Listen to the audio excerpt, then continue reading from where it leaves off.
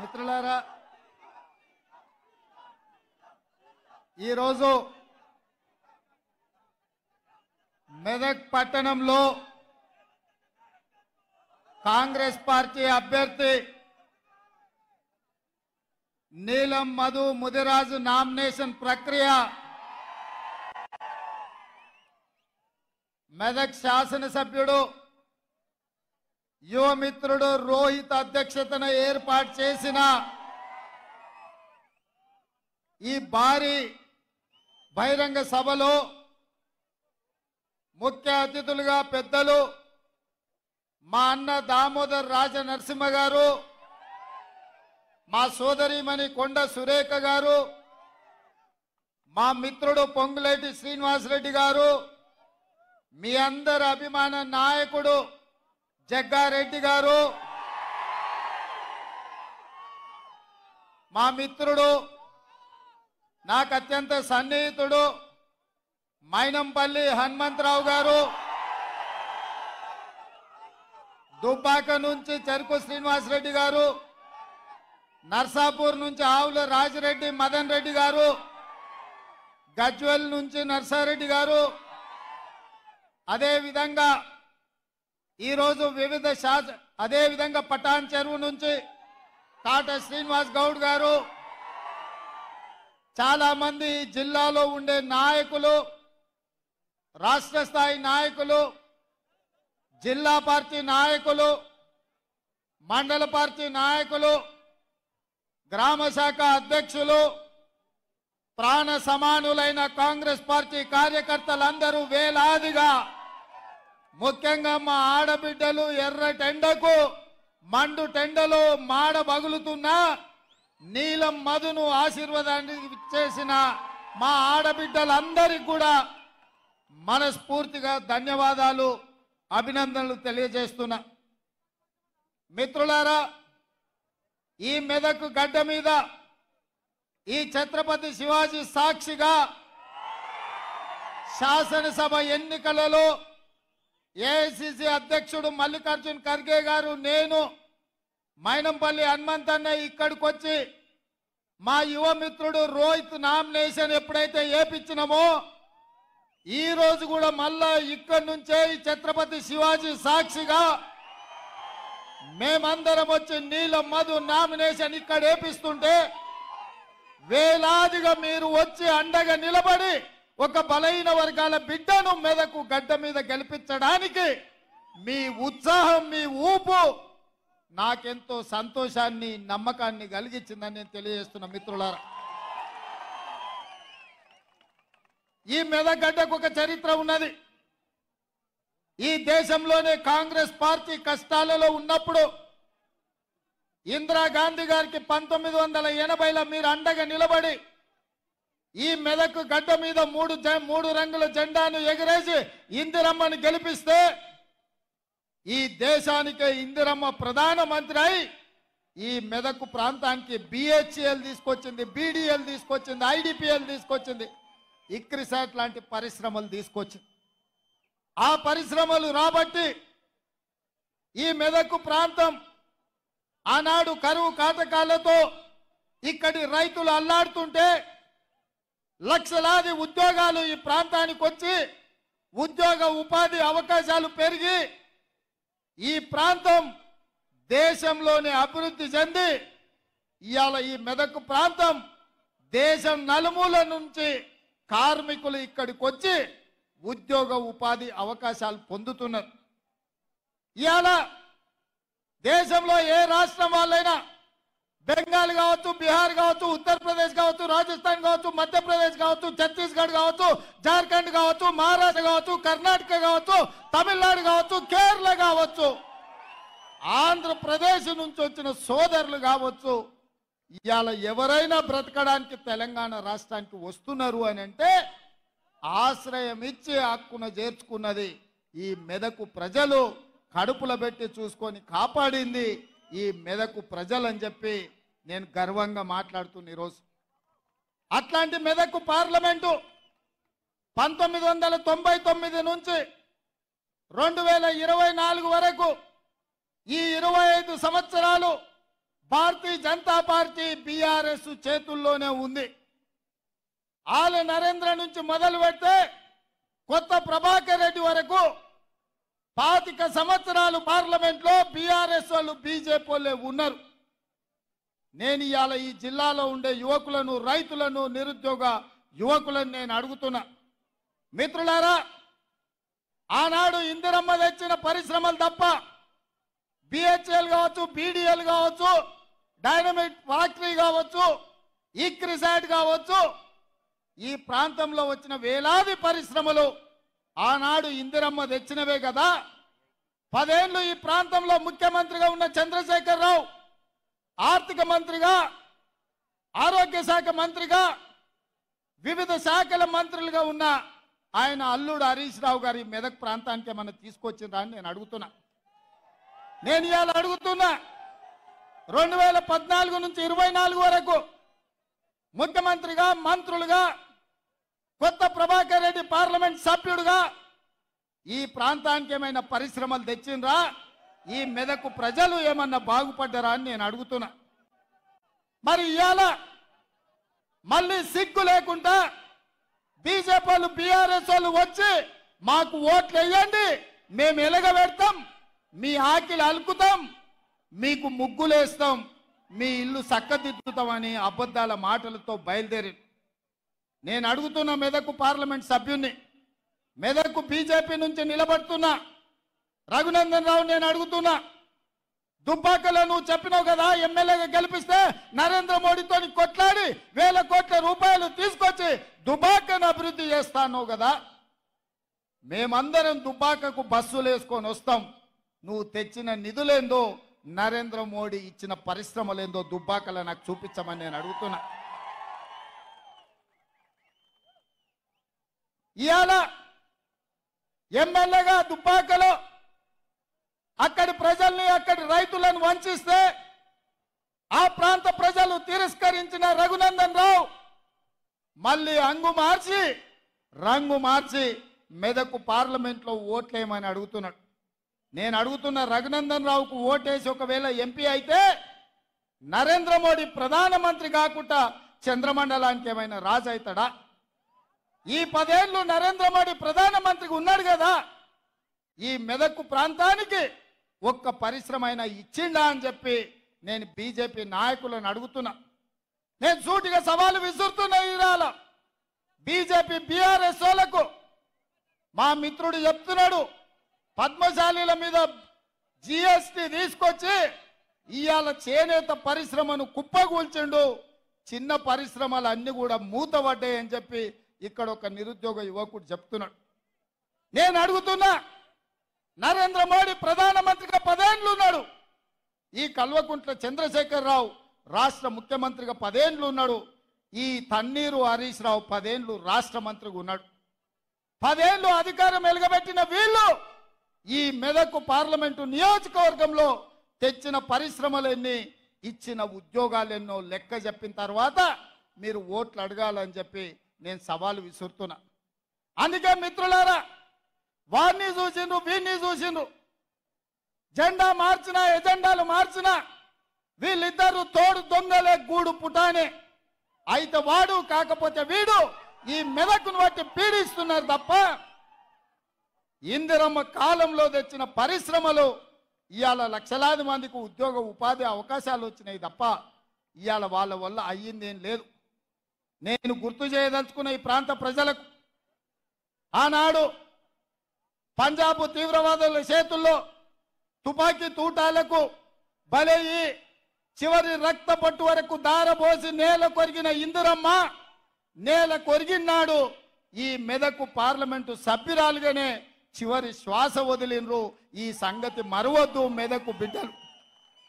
ఆనాడు మీ రక్తాన్ని చెమటగా మార్చి ఈ 3 రంగుల జెండాను మీ భుజాల మీద మోసి ఇందిరమ్మను పల్లకీలో పార్లమెంటుకు పంపించింది కాబట్టి ఇందిరమ్మ ఈ దేశానికి ప్రధానమంత్రి అయింది.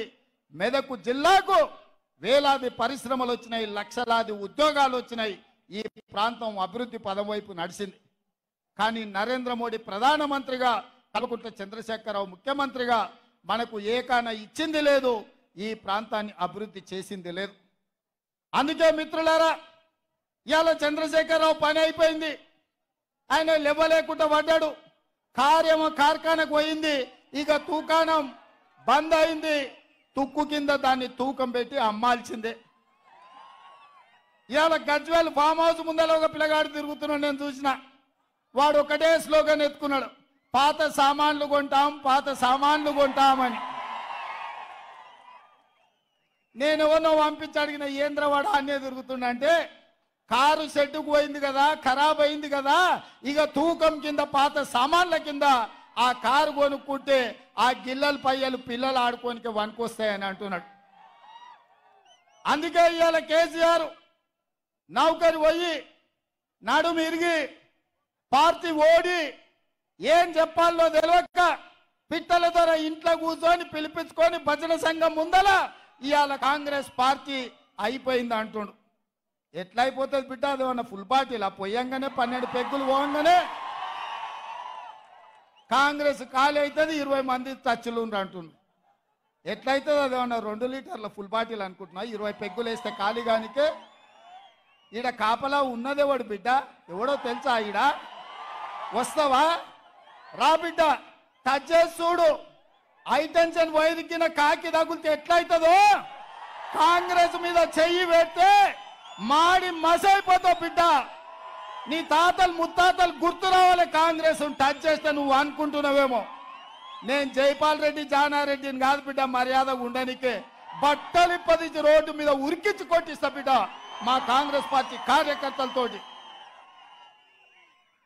ప్రజలు ఎన్నుకున్న ప్రభుత్వం, ప్రజా తీర్పిచ్చిన ప్రభుత్వం, ప్రజల మన్నన పొందిన ప్రభుత్వం, 100 రోజుల్లో 6 గ్యారంటీలలో 5 గ్యారంటీలు అమలు చేసిన ప్రభుత్వం.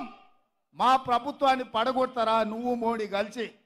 నువ్వు మోడీ చీకట్లో మాట్లాడుకుంటే అయిపోయింది అనుకుంటున్నావా? రా బిడ్డ రా, మోడేస్తాడో మోడీ తాతను తెచ్చుకుంటావు, నీ ఎంబడి ఎవడొస్తాడో రాండి. ఏసాలు వేస్తున్నట్టున్నావు నువ్వు.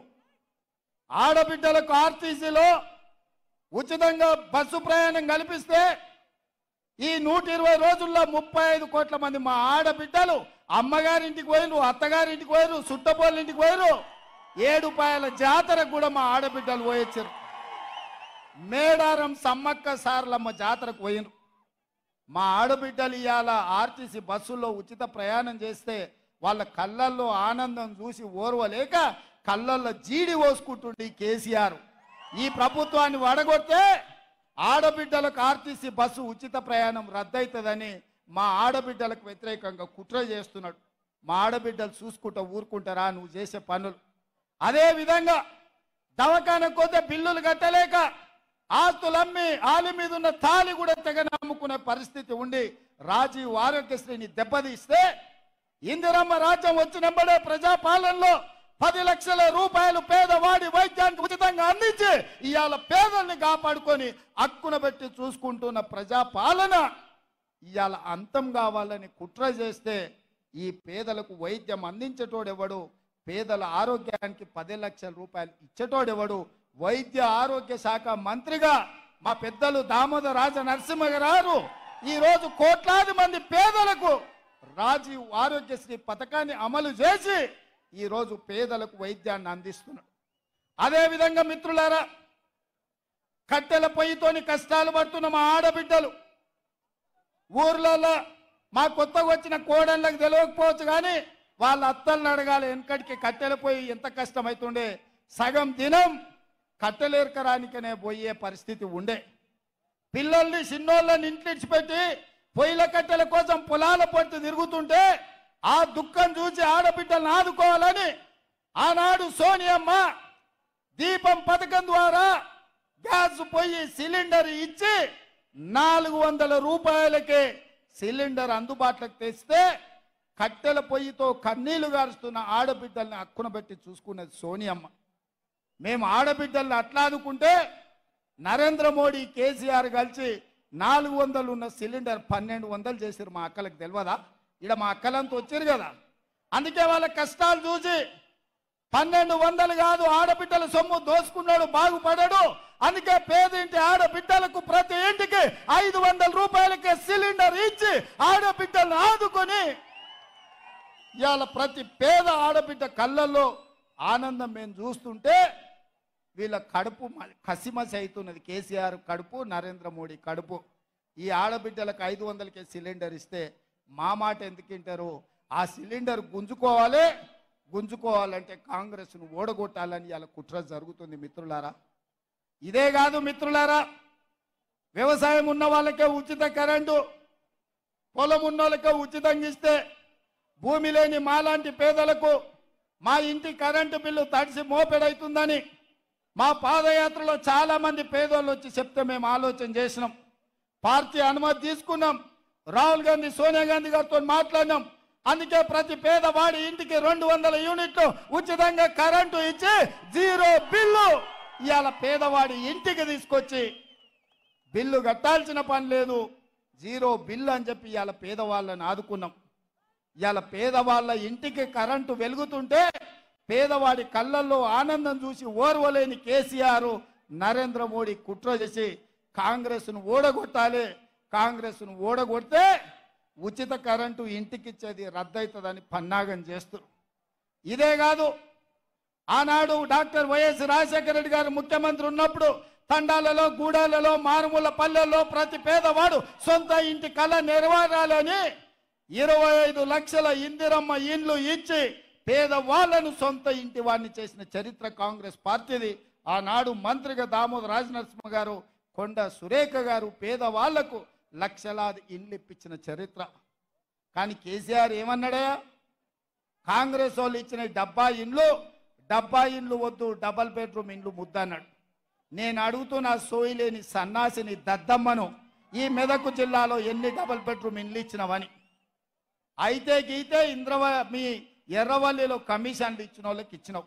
నిన్నగాక మన ఎర్రవల్లి ఫామ్ హౌస్ ముందల నీ ఈపులు పక్కున వలుగుతాయి బిడ్డ, మాకు ఇండ్లు ఇస్తామన్నావు, ఎందుకు ఇవ్వలేదని మొన్ననే చాలా మంది పోయి ఫామ్ హౌస్ ముందల గేటు ముందల కేసీఆర్ ఈపులు విమానం మొత్తం అవుతాయని అక్కడికే పోయారు. మరి ఇవాళ నేను అడుగుతున్నా, మా రెవెన్యూ మంత్రి, మా హౌసింగ్ శాఖ మంత్రి పొంగులేటి శ్రీనివాసరెడ్డి గారి నేతృత్వంలో ప్రతి నియోజకవర్గానికి 3,500 ఇండ్లు, రాష్ట్రంలో 4,50,000 ఇండ్లు, 22,500 కోట్ల రూపాయలతో పేదవాడికి ప్రతి ఇంటికి 5 లక్షల రూపాయలు ఉచితంగా ఇచ్చి మీ ఆత్మ గౌరవం నిలబెట్టడానికి మనం పథకం ప్రారంభించుకుంటే పేదోడికి సొంతిల్లు వస్తే వాని ఇంటి ముందల కాలు మీద కాలేసుకొని కుర్చీలో కూర్చుంటాడని కక్ష కట్టి కాంగ్రెస్ను ఓడగొట్టి ఆ ఇచ్చే ఇండ్లు రద్దు చేయాలని ఢిల్లీలో ఉండే మోడీ, గజ్వేల్లో ఉండే కేడీ గచ్చి కుట్ర చేస్తున్న మాట ఇక్కడున్న యువకులకు నేను చెప్పదలుచుకున్నా. అందుకే మిత్రులారా, ఇక అవన్నీ చేసినాం. ఆర్టీసీ బస్సులో ఉచిత ప్రయాణం ఇచ్చినాం, రాజీవ్ ఆరోగ్యశ్రీ పథకాన్ని అమలు చేసినాం, గ్యాస్ సిలిండర్ 500కి ఇచ్చినాం, 200 యూనిట్లు ఉచిత కరెంట్ ఇచ్చినాం, ఇందిరమ్మ ఇండ్లు ఇచ్చినాం. నిన్నగాక మొన్న మామ అల్లుళ్ళు 2 తయారైన రైతు రుణమాఫీ ఎప్పుడు చేస్తామని నేను ఈ వేదిక మీద నుంచి తెలంగాణ రాష్ట్ర రైతాంగానికి మెదకు చర్చి సాక్షిగా, ఏడుపాయల దుర్గమ్మ సాక్షిగా నేను మాట ఇస్తున్నా. 15 ఆగస్టు లోపల ప్రతి రైతుకు 2 లక్షల రూపాయల లోపల రుణమాఫీ చేసే బాధ్యత మాది, మా ప్రభుత్వాన్ని. నాది మాట. నేను మాట ఇస్తున్న మిత్రులారా, తెలంగాణ రైతాంగానికి ఏడుపాయల దుర్గమ్మ సాక్షిగా నేను మాట ఇస్తున్నా.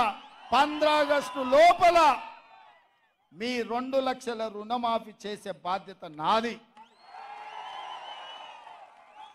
ఇదే కాదు, వచ్చేసారి పండించే వడ్లకు 500 రూపాయల బోనస్ ఇచ్చి కొనుగోలు చేసే బాధ్యత నాది. 100 రోజుల్లో ఇచ్చిన 6 పథకాలలో 5 పథకాలు అమలు చేసి 100వ రోజు ఎన్నికల కోడ్ వచ్చి ఎన్నికల క్షేత్రంలో మేముంటే వెనుకంగా కాళ్ళ కట్టబెట్టాలని కేసీఆర్ ఆయన అల్లుడు బయలుదేరి. నేను ఆయన చెప్పిన, దూలం లెక్క పెరిగితే సరిపోదు, దూడకున్న బుద్ధి అన్న ఉండాలి హరీష్ రావు నీకు. 10 ఏళ్ళు గాడిద లెక్క నువ్వు నీ మామ ముఖ్యమంత్రి మంత్రిగా ఉన్నారు. డబుల్ బెడ్రూమ్ ఇల్లు ఇయ్యలే, ఇంటికో ఉద్యోగం ఇయ్యలే, దళితుల 3 ఎకరాల భూమి ఇయ్యలే, ఫీజు రియంబర్స్మెంట్ చేయలే, గిరిజనులకు రిజర్వేషన్లు ఇయ్యలే, పోడు భూముల పట్టాలు ఇయ్యలే. మా మిత్రుడు చెప్తున్నాడు. మాదిగల ఏబిసిడి వర్గీకరణ చేయలే, ముదిరాజులను బీసీ-డి నుంచి ఏ గ్రూపులకు బదలాయింపు చేయలే. సన్నాసుడా, 10 ఏళ్ళు నువ్వు ప్రభుత్వంలో ఉండి పన్లిగిల పెట్టి ఇవాళ వచ్చి 100 రోజుల్లో మేము ఇన్ని చేస్తే అప్పుడే దిగిపో అని అంటున్నావు. ఏం అల్లా తప్పగా వచ్చినాం అనుకుంటున్నావా? అడుక్కుంటూ వచ్చినాం అనుకుంటున్నావా? అయ్య పేరో మామ పేరో చెప్పి కుర్చీలో కూర్చున్నాం అనుకుంటున్నావా? బిడ్డ, నీలాకటోళ్ళని తొక్కుకుంట ఇక్కడికి వచ్చినాం. 10 ఏళ్ళు ఇక్కడనే ఉంటాం. ఎవడొస్తాడో, నువ్వు వస్తాడో, నీ మామ వస్తాడో, నీ బామ్మార్ది వస్తాడో, వాళ్ళని పుట్టించిన అయ్యొస్తాడో ఎవడొస్తాడో రాండి బిడ్డ, పండబెట్టి తొక్కకపోతే చూస్తాం. 10 ఏళ్ళు ఇందిరమ్మ రాజ్యం ఉంటుంది, ప్రజాపాలన జరుగుద్ది, ప్రజల కష్టాలన్నీ తీర్చే బాధ్యత కాంగ్రెస్ పార్టీ తీసుకుంటుందని చెప్పి నేను ఈ సందర్భంగా తెలియజేస్తున్నా. అందుకే మిత్రులారా, నరేంద్ర మోడీ ప్రతి సంవత్సరం 2 కోట్ల ఉద్యోగాలు, 10 ఏళ్లలో 20 కోట్ల ఉద్యోగాలు ఇస్తానే ఒక్క ఉద్యోగం ఇవ్వకుండా ప్రజల్ని మోసం చేసినందుకు బండకేసి మోడీ ప్రభుత్వాన్ని కొట్టాలి అని చెప్పి నేను ఇక్కడ ఉన్న మా మిత్రులకు చెప్తున్నా. రైతుల ఆదాయాన్ని 2 చేస్తామని ఢిల్లీ సరిహద్దులో వందలాది మంది రైతులను కాల్చి చంపిన చరిత్ర భారతీయ జనతా పార్టీది. రైతులను చంపిన బీజేపీ ప్రభుత్వాన్ని బొందబెట్టాలి అని చెప్పి తెలంగాణ రైతాంగానికి నేను విజ్ఞప్తి చేస్తున్నా. ప్రతి పేదవాడికి సొంతింటి కళ నెరవేర్చడం 2022 లోపల అని చెప్పిండు. ఏ పేదవాడికి ఇల్లు ఇవ్వలేదు. అందుకే మోడీ ప్రభుత్వాన్ని, బీజేపీని గద్దె దించాలి అని చెప్పి నేను ఈ సందర్భంగా తెలియజేస్తున్నా. ఇదే కాదు, జన్ధన్ ఖాతాలో స్విస్ బ్యాంకులో లక్షలాది కోట్ల రూపాయలు నల్లధనం ఉంది. ఆ నల్లధనాన్ని తెచ్చి ప్రతి పేదవాడి ఖాతాలో 15 లక్షల రూపాయలు వేస్తా అని నరేంద్ర మోడీ చెప్పిండు. నేను అడుగుతున్న మా అక్కల్ని, మా సోదరులని, మోడీ మీ ఖాతాలో 1 పైసాన్ని వేసిండా? 10 పైసలన్నీ వేసిండా? ఏ కాన కూడా మన ఖాతాలో అని మోడీ గారు 10 ఏళ్ల తర్వాత వచ్చి మళ్ళా పార్లమెంటు ఓటు అడుగుతున్నాడు అంటే మోడీ ఎన్నిసార్లైనా మనల్ని మోసం చేయొచ్చు అని అనుకుంటున్నాడు. అందుకే ఆలోచన చెయ్యండి మిత్రులారా. ఎప్పటికైనా పేదవాడి ప్రభుత్వం, పేదవాడికి అండగా నిలబడేది ఈ 3 రంగుల జెండాని. ఈ 3 రంగుల జెండాని నమ్ముకున్నోడు, పాడైనోడు ఎవడు లేడు. 3 రంగుల జెండా అండగా ఉంటే ఏదైనా ఛేదించవచ్చు. అందుకే నా ముదిరాజు సోదరులకు నేను ఒక మాట చెప్పదలుచుకున్నా. ముదిరాజు బిడ్డలారా, మీరు ఆలోచన చేయండి. మీ సోదరుడు పేదోడు మీ ఇళ్లలో పుట్టి మీ ప్రతిష్ట నీల మధుకు ఇయ్యాల. ఒక్క పక్కన గడీలలో ఉండే దొర ఉన్నాడు, రెండో పక్కన ఓ పెద్దరెడ్డి ఉన్నాడు. మరి ఈ పేద బలహీన వర్గాల ముదిరాజు బిడ్డకు పార్లమెంట్ టికెట్ ఇచ్చినాం, ఇందిరమ్మ వారసుడిగా ప్రకటించినాం. ఇవాళ మీ బిడ్డని గెలిపించుకునే బాధ్యత మీ మీదనే ఉంది. ఎవడైనా తులమిచ్చిండనో, వనమిచ్చిండనో, ఆపిచ్చిండనో, ఫుల్ ఇచ్చిండనో ఏదన్నా నమ్మితురంటే బీఆర్ఎస్ అభ్యర్థి ఎవడో మీకు తెలుసా? మల్లన్న సాగర్లో 50,000 ఎకరాలు గుంజుకొని ఏటిగడ్డ కిష్టాపురం మల్లన్న సాగర్ ప్రాంతంలో పేద రైతులను గోదావరి జలాలలో ముంచి పోలీసు ఉక్కు పాదాలతో తొక్కించి పోలీస్ స్టేషన్ల ఆడబిడ్డలను కొట్టించి మీ మీద దాడులు చేసిన దుర్మార్గుడే ఇవాళ బీఆర్ఎస్ అభ్యర్థి. మీరు కావాలంటే మల్లన్న సాగర్, రంగనాయక సాగర్, కొండపోచమ్మలో మునిగిపోయిన రైతుల దగ్గరికి వెళ్ళండి, అడగండి. ఈ దుర్మార్గుడు వెంకట్రామరెడ్డి ఎవడు కలెక్టర్గా ఉండి ఇక్కడ రైతుల భూములు గుంజుకున్నోడు కాదా? వందలాది రైతుల కుటుంబాల మీద కేసులు పెట్టినోడు కాదా? మల్లన్న సాగర్ మా భూములు ఇయ్యము అని అంటే పోలీసులను పెట్టి ఆడబిడ్డలను పరిగెత్తించి కొట్టినోడు ఈ వెంకట్రామరెడ్డి కాదా? ఏ ఊరోడు, ఎక్కడోడు, ఎక్కడికి వచ్చిండు, ఇక్కడ ఎంపీ కావాలనుకుంటుండో ఆలోచన చేయండి. ఎందుకు ఇచ్చిండు కేసీఆర్? నమ్మిన బంటు కాసిం రిజ్వీ నిజాంకి ఎట్లయితే గులాంగిరి చేసిండో ఫామ్ హౌస్ల గులాంగిరి చేస్తాడు, కాసిం రిజ్వాయర్ల తెలంగాణ ప్రజల మీద ఎట్లా దాడులు చేపించిండో, మల్లన్న సాగర్లో 14 గ్రామాలను పొట్టన పెట్టుకున్న వెంకట్రామరెడ్డిని ఇవాళ బీఆర్ఎస్ వాడు అభ్యర్థిగా పెట్టిండు. నేను అడుగుతున్నా, పెద్దలు మదన్ రెడ్డి లాంటి వాళ్ళు కేసీఆర్కు పువ్వ లేనప్పుడు బుక్కెడు పువ్వ పెట్టినోడు మదన్ రెడ్డి లాంటి వాళ్ళకి టికెట్ ఇవ్వకుండా వేల కోట్ల రూపాయలు కొల్లగొట్టిన వెంకట్రామరెడ్డికి టికెట్ ఇచ్చిండంటే కేసీఆర్ నీతి ఏందో జాతి ఏందో మీరు ఒక్కసారి ఆలోచన చెయ్యండి మిత్రులారా. అందుకే మిత్రులారా, మోడీని చూసినాం ఢిల్లీలో, గల్లీలో కేడీని చూసినాం. వీళ్ళిద్దరు తోడు దొంగలే గూడు పుటానే. మొన్న డిసెంబర్లో కేడీని పొందబెట్టిండ్రు, ఇక వంతు మోడీకి వచ్చింది.